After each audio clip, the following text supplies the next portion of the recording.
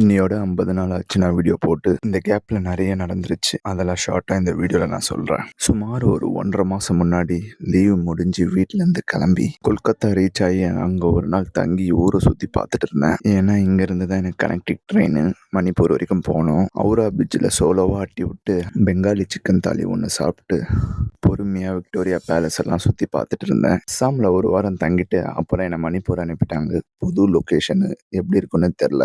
போறதுக்கு வழியும் இல்லை. ஃபுல்லாவே மண்ணு தான். 1/2 கிலோ மண்ணு வாரி போட்டு புது லொகேஷன் போயிட்டு டியூட்டியில் பிஸி ஆயிட்டேன். எந்த சிம்முக்குமே இங்கே சிக்னலே இல்லை. இதுவும் ஒரு ரீசன் நான் ஏன் வீடியோ அப்லோட் பண்ணலன்னு. சிக்னல்ல இல்லைன்னு பார்த்தா குடிக்க தண்ணியும் இல்லை.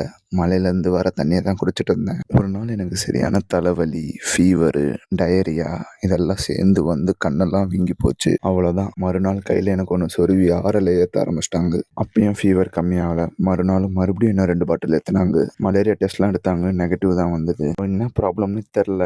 அதனால் இங்கேருந்து ஆம்புலன்ஸில் அனுப்பி ஒரு பெரிய ஹாஸ்பிட்டலுக்கு சேர்த்துட்டாங்க. போனவுடனே பிளட் டெஸ்ட் எடுத்தா டைஃபாய்டு பாசிட்டிவ். ரைட்டு, இங்கேயும் சேம் டார்கெட் தான். போட்டு பாட்டிலாக ஒரு 12 பாட்டில் ஏற்றினாங்க.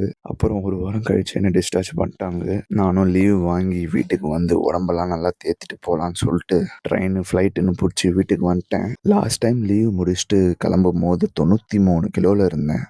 இப்போ ஃபீவர்லாம் போயிட்டு 83 கிலோ தாங்கிறேன். ஆல்மோஸ்ட் 10 கிலோ போயிடுச்சு. Muscle loss, fat loss, memory loss கூட ஆயிடுச்சு இந்த ஃபீவரில். இப்போ நம்ம கம்பேக் கொடுக்க போகிறதில்ல, ரிக்கவர் ஆக போகிறோம். ஆல்மோஸ்ட் 1 மாதம் லீவ் இருக்குது.